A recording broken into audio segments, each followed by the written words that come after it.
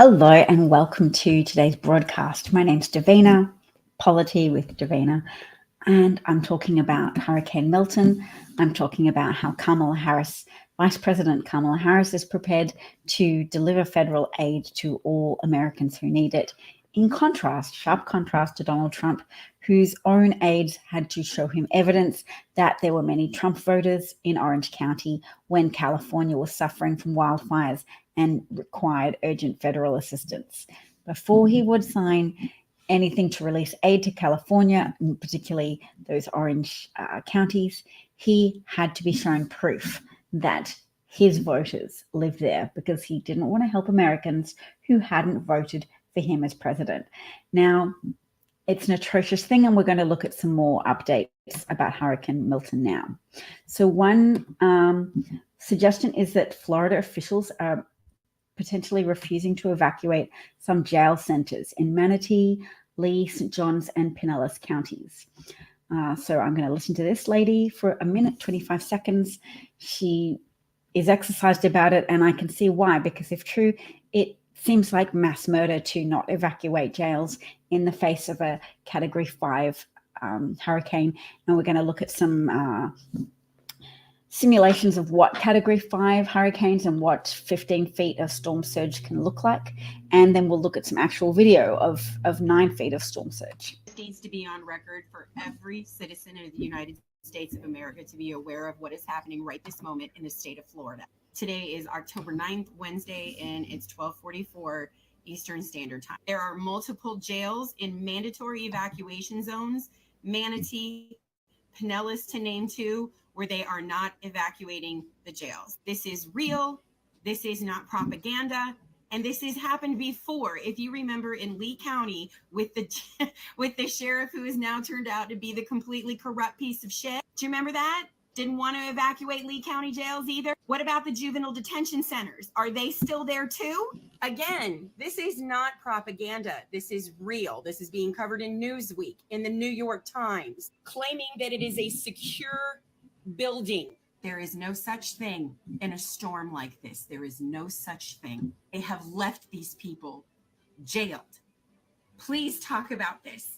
Please make sure that this is known. Emergency services have been suspended for a lot of these areas. Water service, utilities suspended because it is a full mandatory evacuation. And you've just left these people just caged like fucking animals. Some of these are traffic infractions. How many of you are going to come in here and threaten my life with talking about that, just like you did after Hurricane Ian?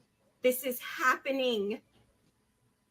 So that's very serious, and she said it's being reported on in New York Times and Newsweek. So that's significant concern for officials at state level in Florida to be exposing inmates to such guaranteed high risk of death that they're effectively committing democide. And democide is a word meaning death by neglect, death by willful and purposeful neglect. So we don't close off our hearts to people who are staying in Florida against their will when they could be evacuated to other jails and their lives could be treated as not completely disposable. I'd like to remind people of the 13th Amendment that that does say slavery is no longer legal in the United States, except in the case of imprisonment for a crime, as determined by due process. Now, that's kind of makes it legal to exploit people's labor if they've been convicted of a crime, and kind of incentivizes unjust convictions to a degree. But the thing is, no jail sentence should be death. You shouldn't be guaranteed to be left to die in a Category 5 storm. Now, I'm not seeing any comments turn up, but that's okay. If you do have any questions or would like to see me discuss something else, Hurricane Milton is approaching Florida, so I presume that is why there are more people listening than usual. The cranes have been walking around communities and making honking sounds. I've got 9 seconds of that to listen to because it would be extremely eerie to see animals effectively appear to take it on themselves to warn humans humans that they need to go. And of course, the birds can fly out of the area. It's all the more difficult for humans if gas stations are sold out of gas and can't purchase anymore. So I think it's probably quite late in some places to evacuate, but if you can, I would urge you to do so, because there's a lot of people being stubborn, and I do think it's highly correlated with support for Trump or trust in Trump, that people believe that the government is controlling the weather and that therefore they're going to defy the weather as a gesture to the federal government, a symbolic of their distrust and contrarian energy. I don't entirely know. But the people who say, I have a generator, so I'm going to live out my values of dogged independence, it's not dogged independence to expose yourself to unnecessary risk of death. But we'll look at some storm simulations so we can see why it is so difficult to survive 15 feet of storm surge or even 9 feet. Because I've got that in my bookmark saved. But just to note that here's a little graphic, and the update says that Milton is the fastest Atlantic hurricane to intensify from a tropical depression to a Category 5 hurricane, taking just over 48 hours. So looking at that, breadth of 200 kilometers and a height of 10 kilometers. Donald Trump said on the 8th of October that he had never heard of a Category 5 hurricane. And he also had previously said that, I've never heard of a Category 5 hurricane, apparently in December 2019. I'm not surprised. He likes to talk in superlatives and easy answers, and also surprise, very black and white. Never heard of such a thing. It must be the biggest and worst ever. This is all new. He's also trying to feed into a narrative of don't trust the government unless it's me, your personal savior, Donald Trump. All right, let's go back to my book. Oh, oopsie my bookmark set, because I've got some more things. And I have some videos as well today about a man whose wife, but I'll go into that later. First, let's listen to this. No, we don't need your help in Florida. We don't want it. We have a great governor, Kamala. We don't want you. We don't want anything you have to offer us here in Florida. So you can keep it to yourself, because we do not want it. Hi, Reverend. Is this you a couple days ago? Where's the money for the American people at Kamala? Where is the money? Where is our money? So which one is it? Do you guys want money or you don't want money? Do you want help or you don't want help? Because it seems like no matter what Kamala Harris does or says, we have to deal with grown-ass conservative men all over TikTok jumping in their car to cry about it. Now, let me tell you the difference between the two candidates. Before Kamala Harris called over to Ron DeSantis, she didn't double check whether you guys voted for her or not. Only Trump would do something that wildly fucking pathetic. Okay, so here's the deal, buddy. Nobody gives a shit whether you like Kamala Harris or not. She's still going to come help you guys out in Florida. That's the difference between us. Have a good one. That was a good point. Side note to note that the COVID tests that Trump took from scarce US supplies to send to Putin were not the 2-to-a-box over-the-counter kits you can get at CVS today. What Trump sent were the Abbott Lab machines, the COVID testing machines, and not just one, but plural. These 2020 Abbott machines were emergency authorization, early approved, state-of-the-art 6.6-pound molecular point-of-care testing machines the size of a toaster. Hospitals and clinics desperately needed these rapid test machines to determine who or who wasn't infected to stop the spread. So yes, Americans likely died because they were denied access to US machines that Trump was stealing from US supplies to send to his buddy and KGB handler, Vladimir Putin, for his personal use. So that's just a side note there. And I know that I've saved a video in which Olivia Troy, a former Trump aide, and someone else as well, here we go, Kevin Carroll, and they describe how they had to show Donald Trump evidence of Trump voters being present in Orange County in order for him to sign off on federal relief for those people in those counties affected by the serious California wildfires at the time. I worked in the Trump administration. Never in a million years did I ever think that I'd be. And so that said, Kevin Carroll was senior counsel of the Homeland Security. I worked in the Trump administration. Never in a million years did I ever think that I'd be working in the White House with a president that didn't care about the American people. He would suggest not giving disaster relief to states that hadn't voted for him. I remember one time after a wildfire in California, he wouldn't send relief because it was a Democratic state. So we went as far as looking up how many votes he got in those impacted areas to show him these are people who voted for you. This isn't normal. The job of the president is to protect Americans, regardless of politics. If Trump's elected again, there'll be no one to stop his worst instincts. You'll have yes men help him implement Project 2025's agenda. Unchecked power, no guardrails. They will be serving one man. I am voting for Kamala Harris because she will put the safety and security of every American first, whether they voted for her or not. So Olivia Troy was a Republican.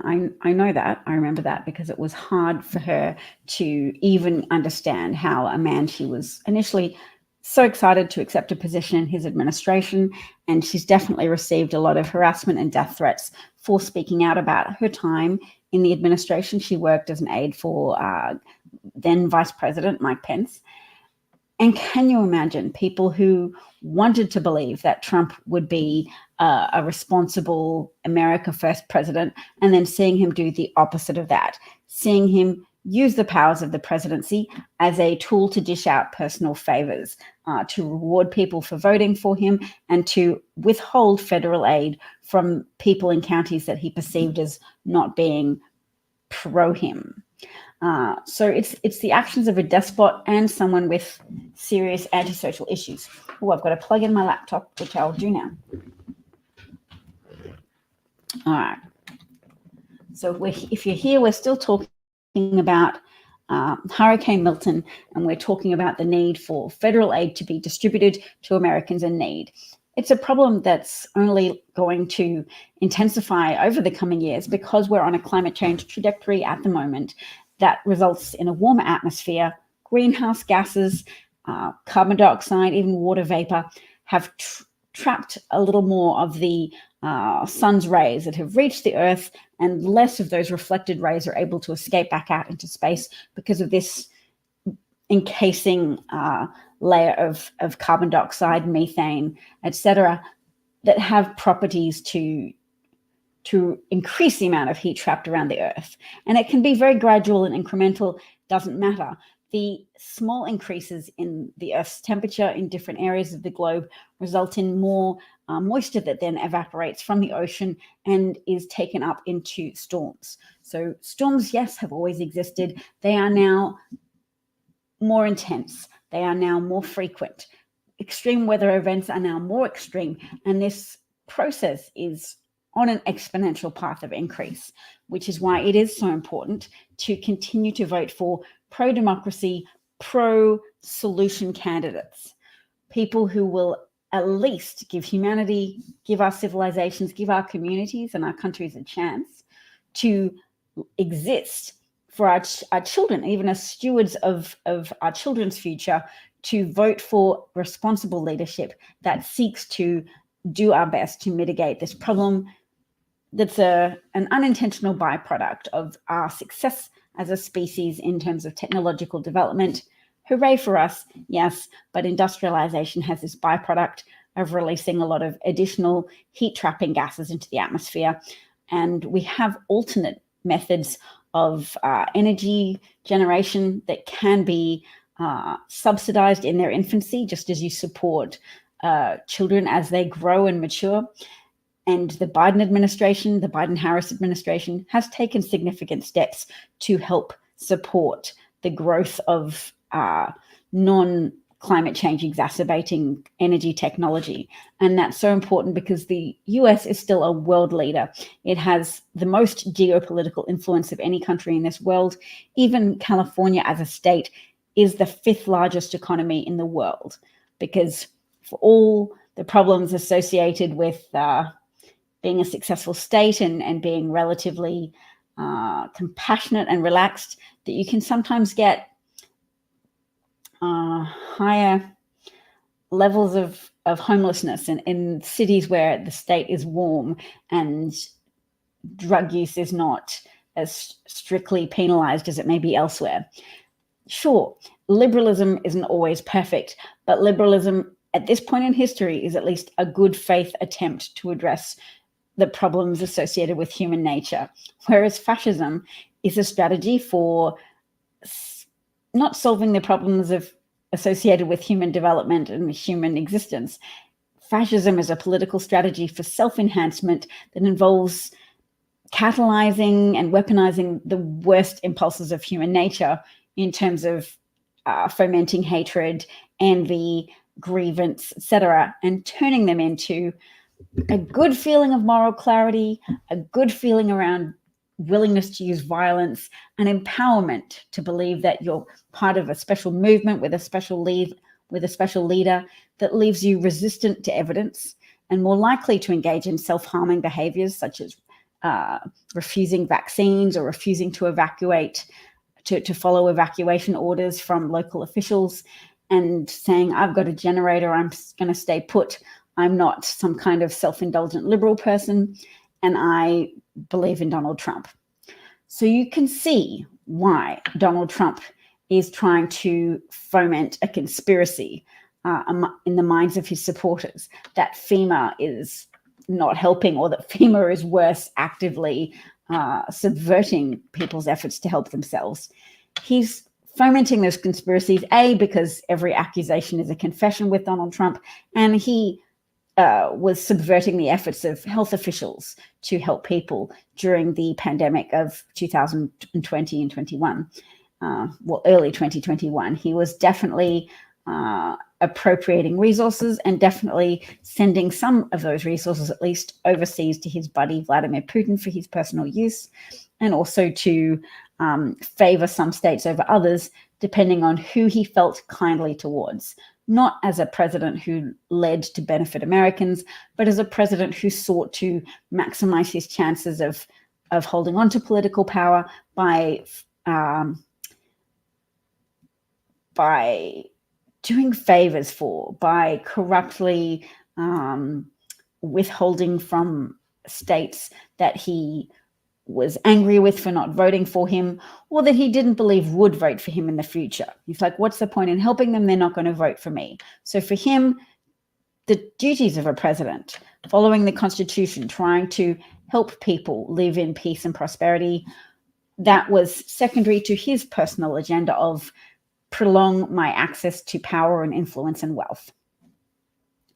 So yes, the message up on screen is so important. A second Trump term is a risk we can't afford. If you didn't know already, Trump's economic credentials are terrible. He caused a manufacturing recession in 2019. I'll bring some evidence up on the screen for that shortly. But while I'm doing that, we can still watch another video because I did save quite a few today. I saved that one and we've watched it.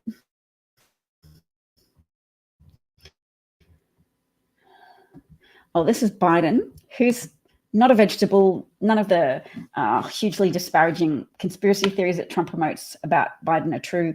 He's a witty, on-the-ball gentleman who's accomplished so much for the American people. And here he is denouncing Trump's onslaught of lies that are actively harming people's chances of surviving the hurricane, because he's deliberately fomenting distrust of federal agencies that are there to help, and trying to obscure the fact that there's a $750 payment to help people with initial expenses, and then there are further payments to apply for. Holly, darling.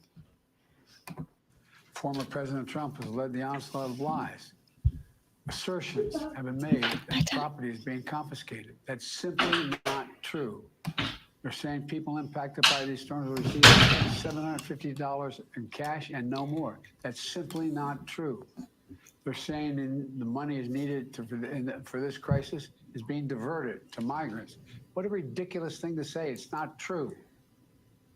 Now the claims are getting even more bizarre. Congresswoman Marjorie Taylor Greene, a congresswoman from Georgia, is now saying the federal government is literally controlling the weather. We're controlling the weather. It's beyond ridiculous. It's got to stop. Moments like this, there are no red or blue states. True. There's one United States of America where neighbors are helping neighbors. Volunteers and first responders are risking everything, including their own lives, to help their fellow Americans. There's simply no place for this to happen. Former President Trump has led the onslaught of lies. So that's very important. Red and blue states, no. In a time of crisis, there should be one country, the United States, and to cause harm and even endanger FEMA officials, people working to help others, to put them in harm's way by spreading lies that they're not serving the Republican states, that they're not helping people. So I've got the hiccups and I'm going to have some water. I think that was the hiccups. Well, thank you, President Biden, and thank you for everything you've done over the last close to 4 years.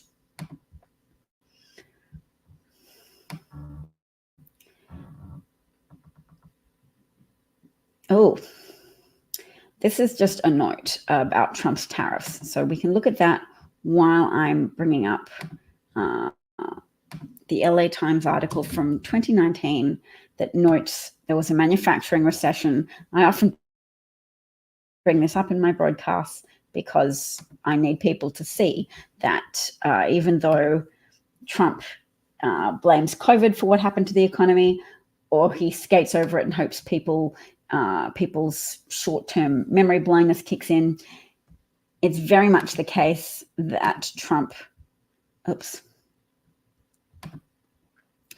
caused a manufacturing recession in 2019. If there's one thing I need white voters to look at, it is that fact, because when you falsely attribute good economic credentials to Trump just because you saw him on television as a reality show host who was presenting as a successful businessman, I need you to know that he was not successful, that it was a front.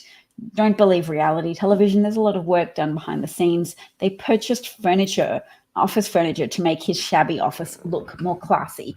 His organization mostly employed family members. He filed for bankruptcy 6 times, and his business output often revolved around fleecing banks as well as small mom and pop investors, using his skill set of self-promotion to start things like Trump University, Trump Vodka, Trump Steaks, Trump Airlines, all businesses, Trump casinos that you may recognize as now being defunct because he has bad business instincts. He just has very good self-promotion instincts. So you all know his name, definitely. Many of you will have watched a reality show featuring him as cast in the character of a successful businessman, but the truth of that is not a success. Often leases his name onto buildings. The assets he owns are often heavily in debt. And in order to make payments to lending institutions who made the mistake of trusting him, he attracted money from small investors and then used that investment money to make down payments on his debts to the banks.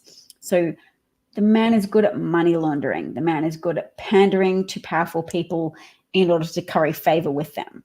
He thinks Vladimir Putin will help him. And indeed, Michael Cohen came close to getting, well, at least thinking he was getting Vladimir Putin's signature on a deal for Trump Tower Moscow to happen. And that was all happening prior to the 2016 election. And Trump was busy lying his face off about his interest in Vladimir Putin and his business deals behind the scenes that were seeking to gain Vladimir Putin's approval as the ultimate authorizer of business dealings at the time, or for authorizing new building developments. So, this is what I wanted to show you. Trump's washing machine tariffs are a warning of just how bad his 10 to 20% across the board tariffs would be. Tariffs can be useful in some cases, but tariffs on all imports don't make sense. So consider that Trump put a 20% tariff on washing machine imports in 2018. Prices then spiked, purchases then fell. There was barely any revival of US production.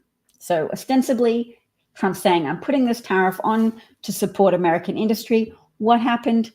Prices spiked, purchases fell, and US production was not greatly supported.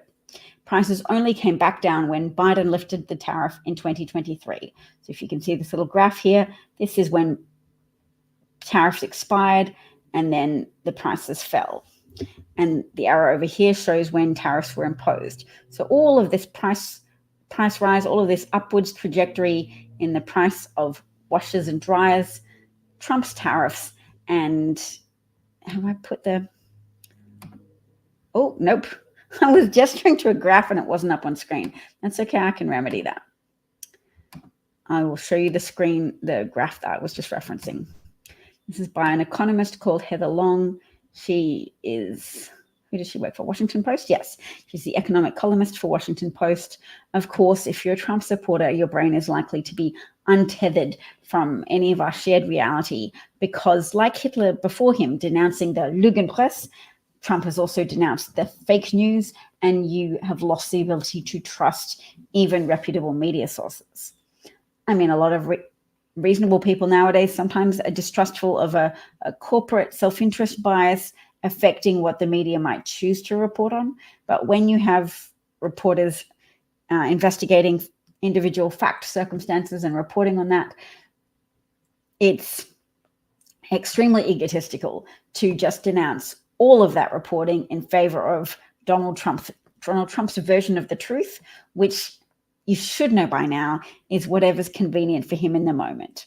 Last year, Trump hated electric vehicles. This year, Elon Musk is reportedly giving $45 million a month to a Trump super PAC and trying to reward people who register to vote with a $47 payment, something that seems highly illegal and is probably trying to take advantage of the way that the legal machinery moves quite slowly. And Elon Musk has said in an interview yesterday that if Trump doesn't win, he is effed, which seems to be a confession that he's aware of having committed crimes that under a Kamala Harris administration, he will likely be prosecuted for, but under a Trump administration, he will likely be given a pardon for, invited to participate in cabinet, given an important role. And even we're hearing today, he's been telling some of his friends that he thinks he'll get to be something like a shadow president while Trump continues to deteriorate into his declining old age. Because, what's the man now, 79 years old? So there's an op-ed in the Washington Post that says, what a washing machine saga says about Trump tariffs. I'll see if I can open that and we'll have a look. Contrast Harris-Walz's plan to build an opportunity economy. They want to try and expand housing supply because that will bring the prices down. That's not just intuitively sensible. Economists support that as well. Lower costs by taking on abusive corporate landlords. That's fair. Expand home ownership with historic $25,000 down payment assistance for first-time home buyers. Could you benefit from that? Do you know someone who could benefit from that? You should let them know. And those undecided voters, there was quite a lot of undecided voters over 50. So if you're like me and you've got parents over 50, you should be having important conversations if you think it won't kill you, if you think it won't be too devastating. And Alyssa Slotkin gave a really powerful speech that I saw yesterday, saying that even if it's been 4 or 5 or 6, 7 or 8 years since you've been able to comfortably discuss politics with people in your social circles, now is that window of opportunity where it's really important to have those hard conversations out of a patriotic duty for our country, because we cannot afford to expose ourselves to that risk again. Too many people paid for Trump's win in 2016 with their lives. Literally hundreds of thousands of Americans paid with their lives for as an outcome, as a cost of Trump being elected to office. Trump as a man whose personal gain is always at the forefront of his mind, a man who was trying to enhance his own prospects of winning a second term in office, and so sought to divide the American public into Trump supporters who would vote in person in 2020 and who would disregard the risks of COVID because he'd repeatedly described the pandemic as a hoax caused by Democrats.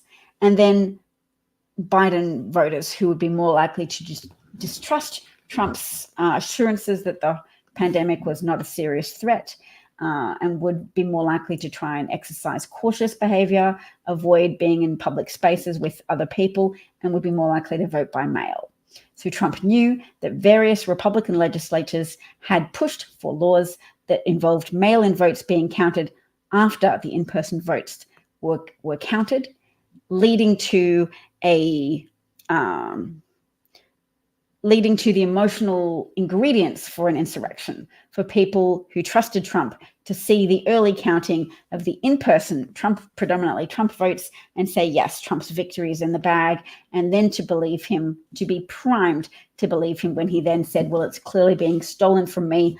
I declared victory at 2 a.m. in the morning, stop counting the votes because it's so obvious I've won. And he knew that there would be a red mirage initially, and journalists tried to inform the public as much as possible in 2020 as well, that there would be a red mirage caused by the secondary counting of mail-in votes, which would predominantly be from COVID-cautious Biden voters, people who trusted that Donald Trump was being too laissez-faire about a serious pandemic, and that Biden would be a more steady hand, having been a vice president for 8 years, to take over the running of the United States. And may I say, he has done that well under difficult circumstances that so many people are prepared to sweep under the carpet. Please don't be one of those. Just to continue with Kamala Harris's thing, actually, I probably better go. But make the wealthiest Americans play by the same rules as the middle class. Build on the Butch-Lewis Act and continue to prevent deep cuts to the pensions of up to 3 million retirees and workers, and expand savings on prescription drugs for all Americans, protect and strengthen Social Security and Medicare. Do you know anybody on Social Security or Medicare, or who will be in the future? Are they relatives of yours? Do you need your parents to move back in with you after they've been refused Social Security because of tightening eligibility requirements put in by Republican politicians and Trump's team, working on Project 25, reducing all government expenditures in order to help the billionaire donor class retain more of their passive income. Last one, work to increase workers' wages and stand with union workers, commit to ending unnecessary degree requirements so that good paying jobs are available to all Americans.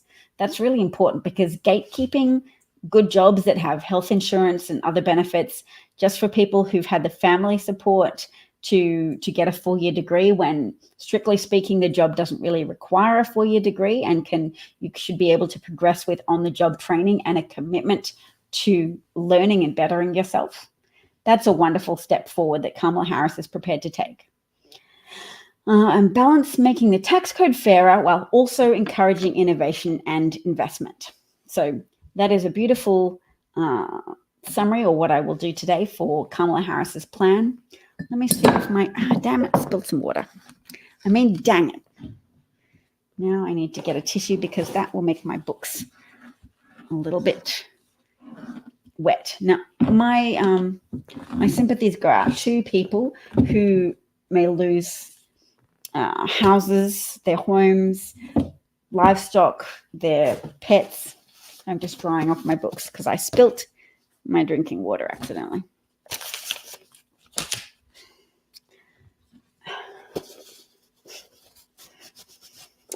I tell you what, if I put on a video, that might help.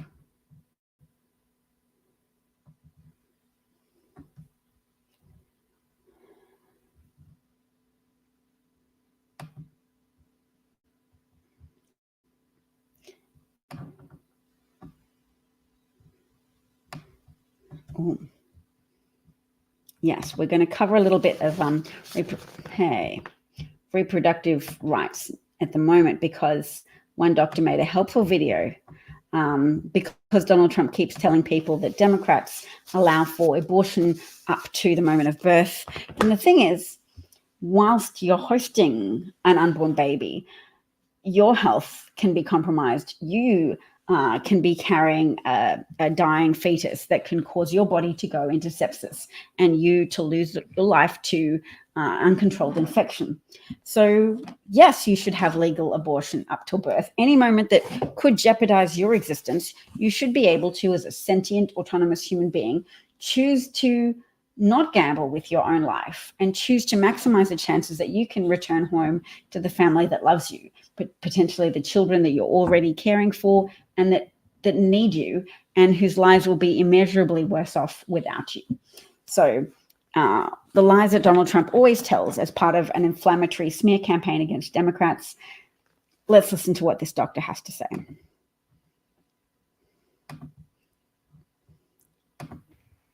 Hello, I'm dressed like a doctor today because I want you to take me seriously, and I'm so tired of people saying, but are you really a doctor? I really am a doctor. I even have the outfit. It's time to set the record straight. First of all, 93% of abortions occur in the first trimester. 5.7% occur in the weeks between 14 and 20.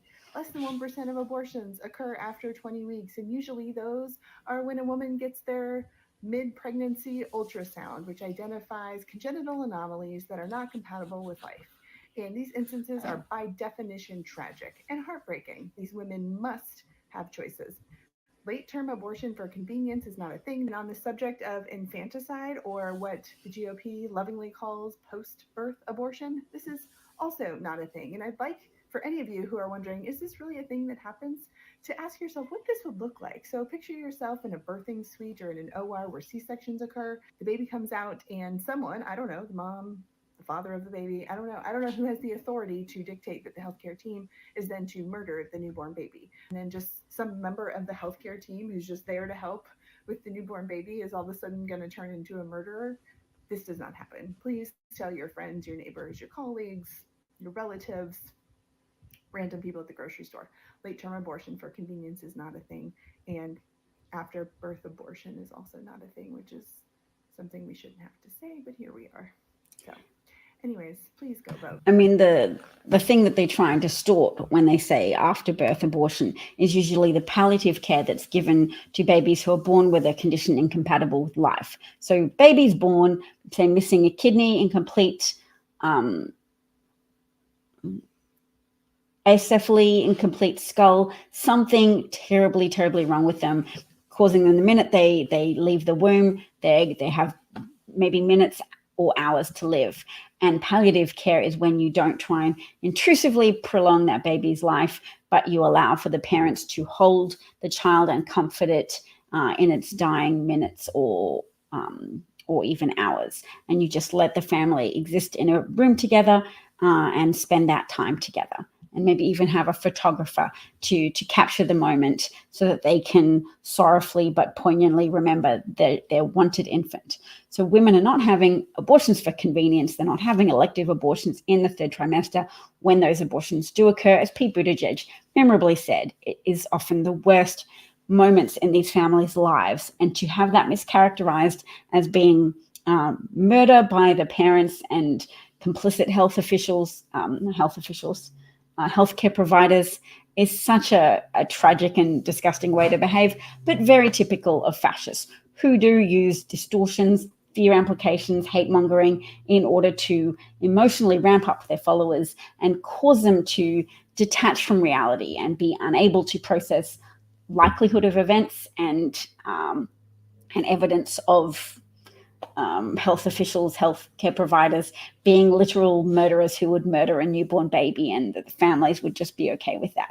Or that any woman would commit 9 months of her life and her bodily resources to growing new life, only to then decide, please kill my baby for me now that I've given birth to it. It's such a vicious slander against women, not to say that all women are perfect, not to say that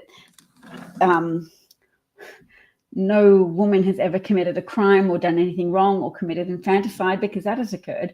But abortion is specifically a medical sanctioned procedure done to treat a host of conditions, and palliative care is what is done after birth in the event of a newborn baby having some condition that is incompatible with life, to allow them to pass their final moments as painlessly as possible with their family members. So that they can, feel love and a warm touch for their last few minutes on Earth.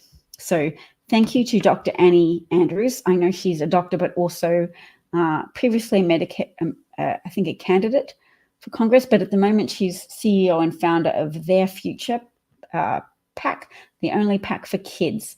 And she's a senior advisor to Everytown, which is an organization that advocates against unfettered gun ownership and gun sales, because that correlates with higher than necessary rates of death and harm to children and adolescents from gun-facilitated violence. I'm going to chuck the word facilitated in there because I believe that people can understand what it means or guess what it means. Gun-facilitated violence is violence made easier through the unregulated possession and sale of guns. So if you don't store your guns properly, if you bought it without having to give your name and undergo a background check, if there's been no conditions like insurance or licensing requirements made of you, then you are owning a gun in an unsafe way. And your community would benefit if you took steps to support and to exercise responsible gun ownership behaviors.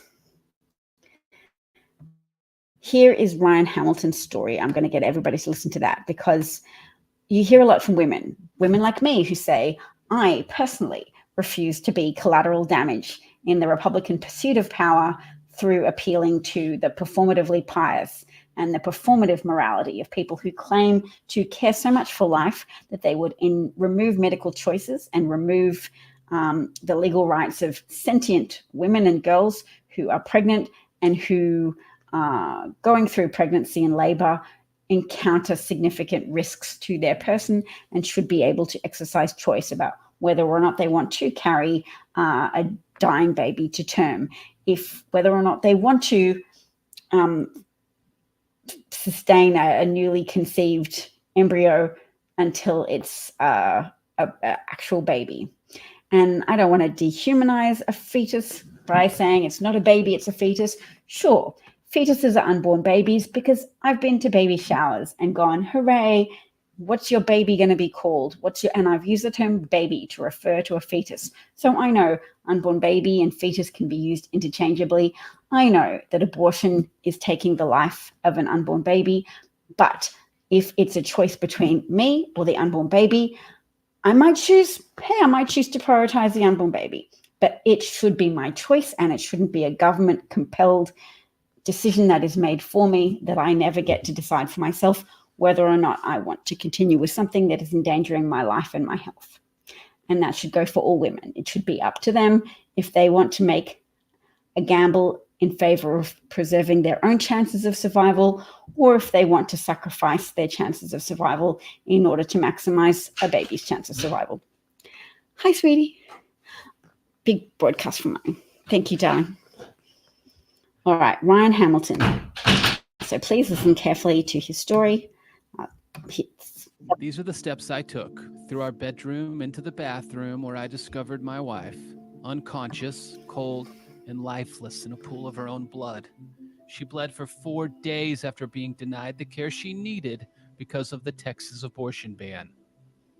Since going public with our story, we've been attacked relentlessly.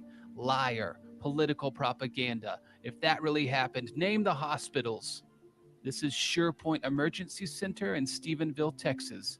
On Thursday, May 16th at 8 p.m., we learned our baby no longer had a heartbeat. My wife had an incomplete miscarriage. She was sent home with a prescription for misoprostol. It went very wrong. So we returned Saturday, May 18th, where the doctor said, considering the current stance, I'm not going to prescribe you any more medicine without providing any other option. My wife stood right here in this parking lot, bleeding, scared to death with the child we lost inside of her. We drove to another hospital an hour away in Granbury, Texas. This is Lake Granbury Medical Center. On Saturday, May 18th, they started all over. A new scan, more poking and prodding, only to confirm what we already knew. Our baby had no heartbeat. We asked for a D&C, the procedure she desperately needed. They kept her here for hours, bleeding in excruciating pain, only to tell us it was not enough of an emergency to perform a DNC. She didn't meet the life of the mother exception. She wasn't close enough to dead yet. They sent us back home. And on Sunday, May 19th, her body gave out, and I found her here. I really thought I lost her. This is Texas Harris Methodist Hospital in Stephenville, Texas, where on Sunday, May 19th, I brought my wife's unconscious body for life-saving care.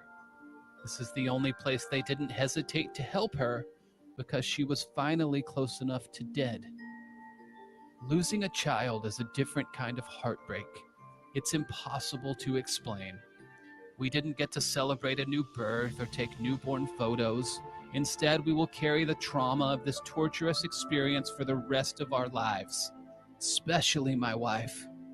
The only image we have of the child we lost is this: when they discovered our baby's heart was no longer beating. This should have been the worst of it. This was only the beginning of our nightmare. And we're not the only ones. The women we love deserve better.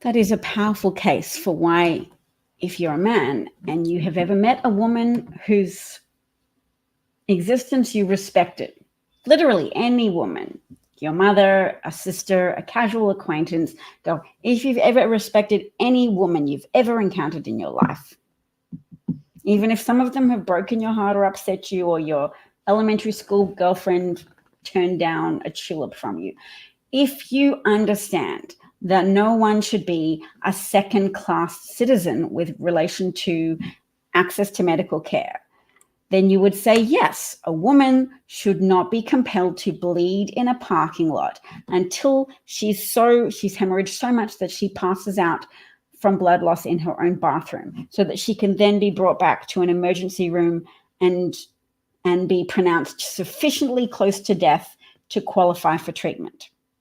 Because it's just posturing. If you say you love life so much, that you cherish the unborn so much, that you are willing to endanger women, endanger the integrity and the intactness of the families they already have, the people who love them and would like them to survive, if you're willing to expose women to the risk of developing chronic heart conditions or septic uteruses that then can no longer be involved in creating future children, women who might lose their fertility, their ability to procreate going forwards, who might lose their health because they cannot be stabilized until they are sufficiently close to death for doctors and a hospital legal risk department to feel confident that they will not be prosecuted, that they will not have to undergo the inconvenience and the stress of a prosecution and an investigation and a challenge to their licenses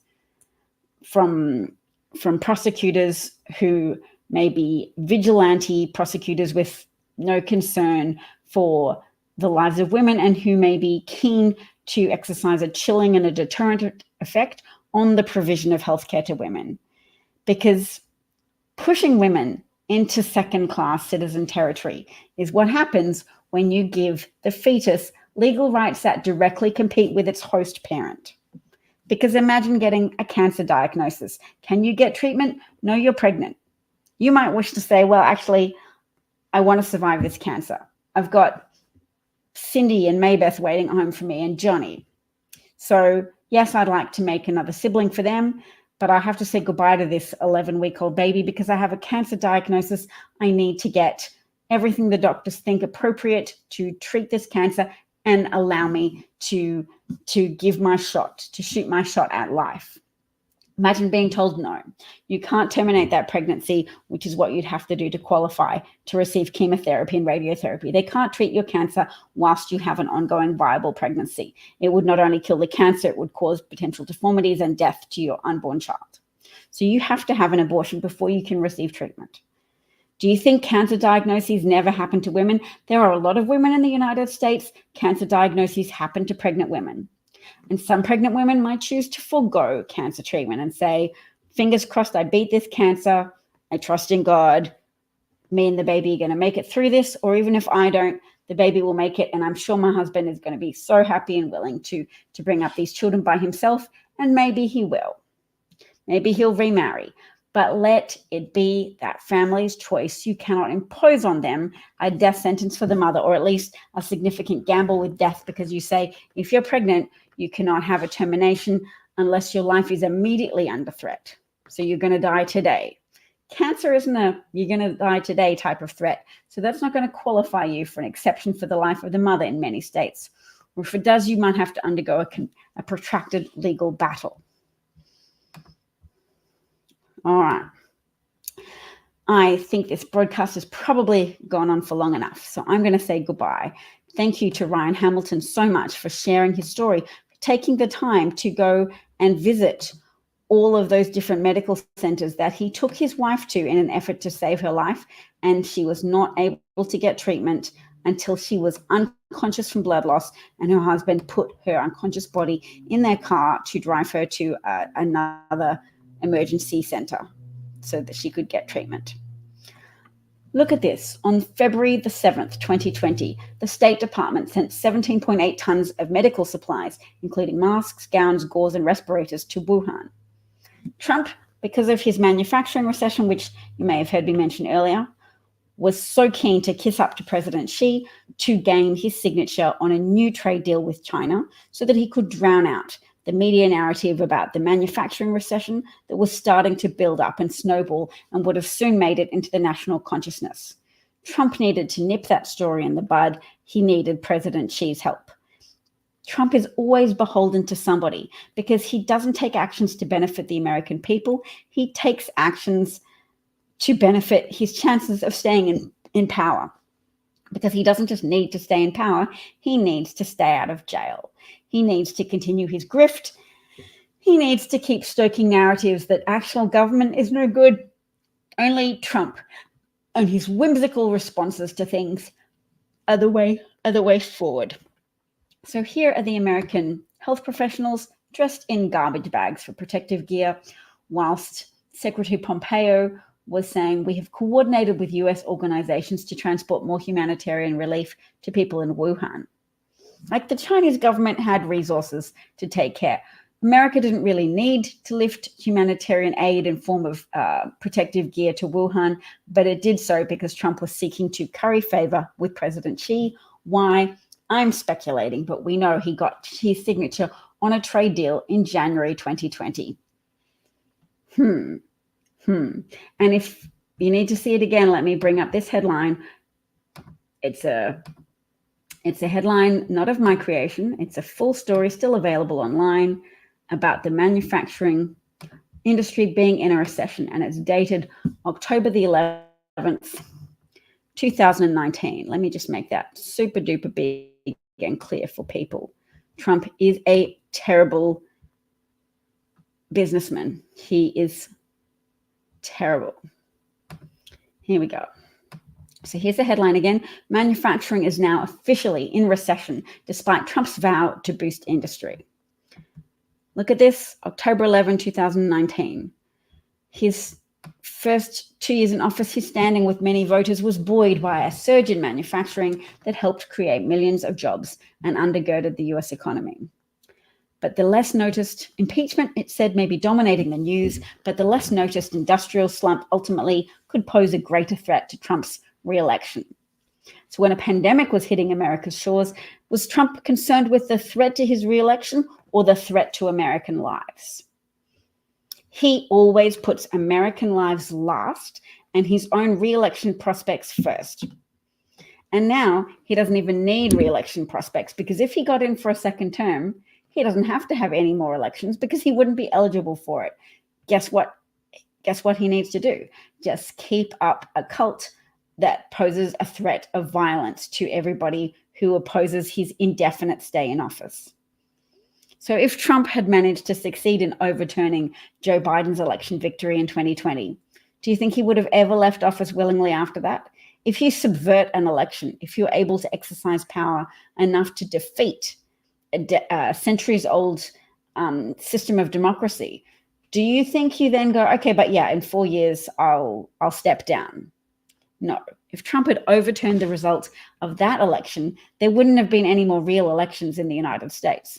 It would have been a managed democracy in which he maybe said, oh yes, I've changed the rules. I'm now eligible to stand for more terms in office, and I'm also allowed to pass on the candidacy to my children, so they don't have to go through Republican primaries, or if they do, it's a stage managed event like it is now with Trump's daughter-in-law, Lara Trump, running the DNC. And it'll be a family dynastic affair in which Americans have no more choices to elect out Donald Trump, and no more choices to say, actually, you say you're putting America first, but the reality is you've put America last. You've harmed American industries just like you did before. Trump's tariff proposals would put 10 to 20 tariffs across the board on a lot of different industries, would result in at least a $4,000 addition to the tax bill of lower and middle income families who are least able to withstand the burden of such a bill. And that's because he's keen to transfer the burden of paying for American critical infrastructure to lower and middle income shoulders, and relieving the wealthy mega donors who he wants to curry favor with of the inconvenience of having to sacrifice the idea of paying any money to the Internal Revenue Service. Because wealthy people care a lot about their money, don't you know? If they didn't otherwise, how would they be wealthy otherwise? So you can see with Elon Musk's support, that man cares about money. And he wants to get a return on investment for his reported $45 million a month donation to a Trump super PAC. And you can thank Republican Supreme Court justices for that, because they orchestrated the Citizens United decision of 2010 that said money is like speech. So corporations and millionaires should be able to give however much money they like. They're just exercising their First Amendment right to free speech. So they can't donate directly to a candidate. Sure. That's campaign finance law. Sure. But they can still donate to them indirectly. They can donate to a super PAC because money is speech, right? I mean, the more money you have, the more speech you can have. That's fair's fair. Elon Musk should have more of a voice than you in how our government is run. The owner of the Tesla factories should have more of a say in what working conditions are tolerable. You shouldn't get to unionize. You should get people like Harlan Crow paying for Supreme Court Justice Clarence Thomas to go on luxury trips, to have forgiven loans for huge camper vans, to be able to visit exclusive camping grounds in the Adirondacks. I don't know how to pronounce it. Adirondacks is probably right. But yeah, and to take trips on private jets, and to be spoiled and welcomed into the highest echelons of the wealthy class, the wealthy self-congratulatory class. Yay for purchasable Supreme Court justices who banded together to rule that a president such as Donald Trump shouldn't be prosecuted for acts that are official. And official versus unofficial, well, it's all a bit difficult to tease out, but basically, don't take Donald Trump to court for things that he did when he was president. He probably meant well. If he tried to overturn the election, well, it's his right, isn't it, officially, to say this election smells funny to me. How dare anybody say I didn't win? There's probably evidence that Hugo Chavez interfered in the election. Do you remember when Trump's surrogate Sidney Powell claimed that Hugo Chavez, who had been dead for decades, had helped to interfere in the outcome of the election? Does anybody remember the craziness of that? Because it was all happening during peak pandemic time when thousands of Americans were dying each day. And was Trump busy helping? Trump was busy trying to help himself back into office for an unelected second term that would have given way to indefinite Trump rule, as long as he was alive and as long as he could keep some of his progeny in office as well, to keep his ass away from being prosecuted and out of jail.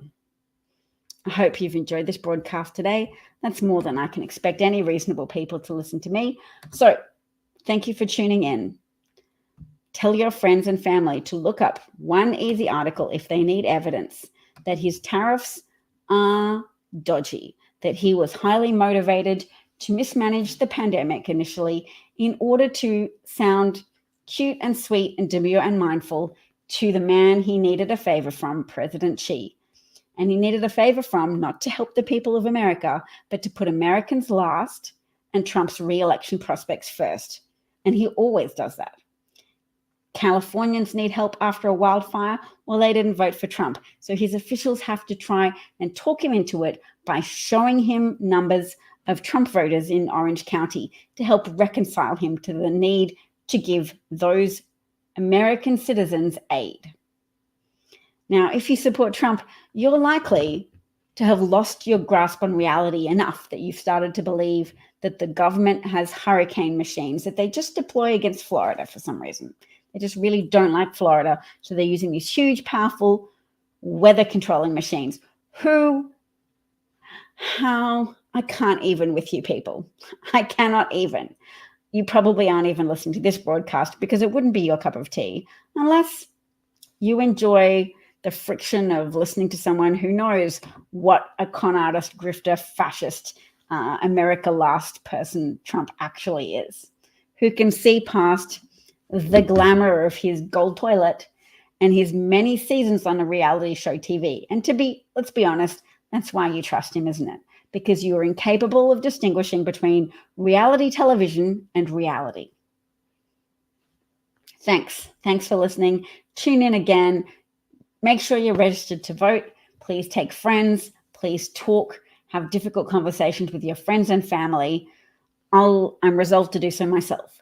Spare an hour and help do phone banking to help turn out the vote for Kamala Harris. Really let people know through your commitment to this task, through your passion and energy, that this is a critical moment for the United States. There's no point sitting on the sideline. And all of Trump's efforts to lie and muddy the water is designed to confuse people.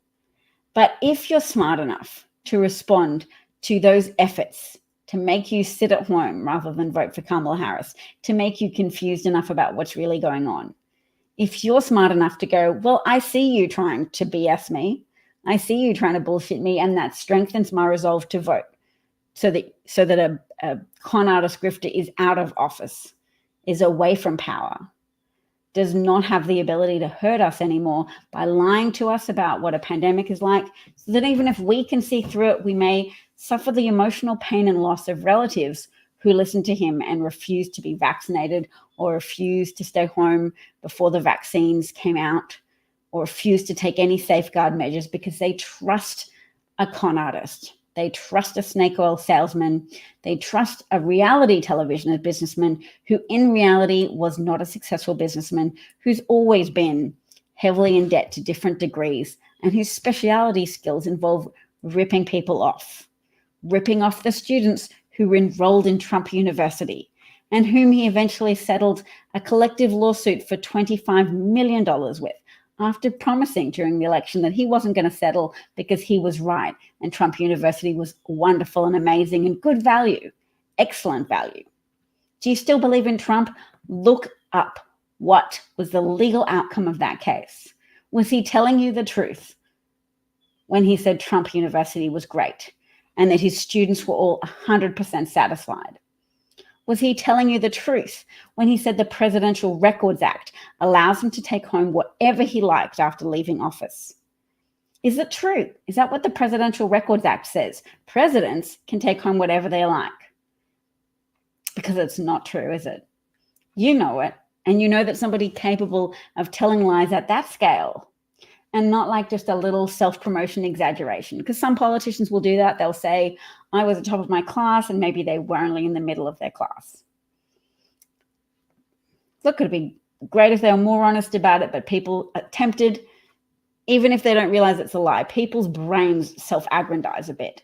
But Trump's ability to self-aggrandize isn't just putting a nice gloss on he isn't just buffing up his resume a little bit. Trump is putting America last and putting your lives last and the lives of women you care about last and actively in danger in order to kiss up to religious fanatics, to libertarian weirdos who are like, oh, I don't need government. You've got to get your own life together. Have they gotten their own lives together? Would they be anywhere in life without a government that has invested in American roads, airports, traffic control towers, police officers, fire departments? Would they have any measure of the success that they have without strong public education systems and strong government investment in universities and hospitals and schools and roads and systems of transport? They would have none of what they have. So their claim to fix their own lives is bollocks. Libertarians, I've heard likened to cats, completely entitled and completely ungrateful for everything that contributes to their well-being. So if you are a subscriber to any of that nonsense, I urge you to look around and at least ask yourself the question, what has contributed to my current circumstances? Did I benefit from public school education? Did I ever get publicly subsidized vaccinations? Did anybody in my family ever get Medicaid or get healthcare treatment through Obamacare or the Affordable Care Act? I have to go hang out with my children or they will feel neglected, and rightly so.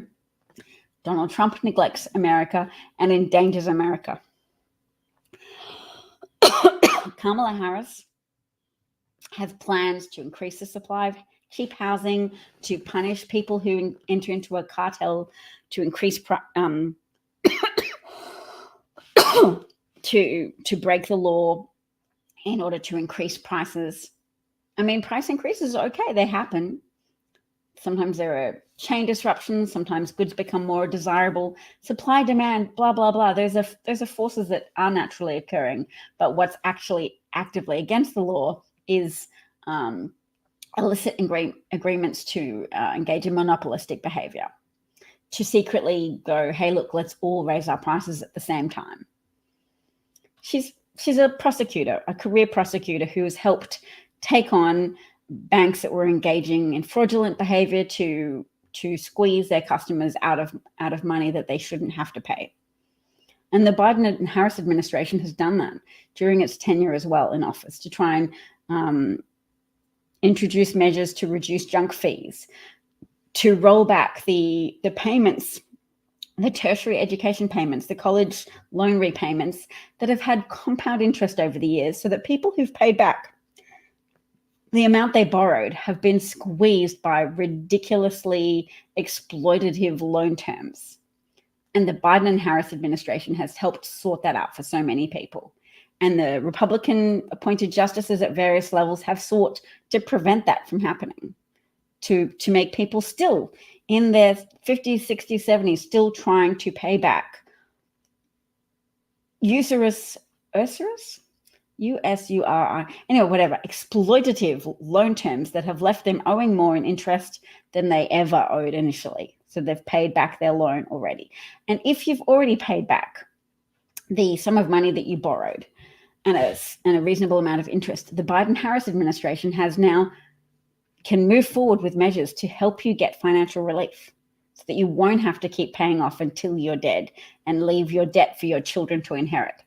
Because if you've got a degree and you've had a profession, if you've been a teacher or a lawyer or a dentist or an engineer or an official that's just had extra understanding of languages, culture, history, etc., if you've been able to give back to a society through undertaking challenging further education, you've contributed to the building of America, and you should not be punished with exploitative, disproportionately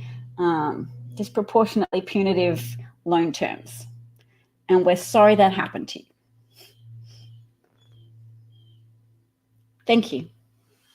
Look into all of these things for yourself. I invite you and I encourage you to get out there and help with phone banking as well. Just Google phone bank for Kamala Harris. There's actually lots of organizations you can phone bank through, and you can get on a laptop computer and just make calls through that computer. And I think Your phone number doesn't even appear as calling people, but you can participate in order to help spread the word and help elevate turnout, because this is a turnout election. It's not just a popular vote.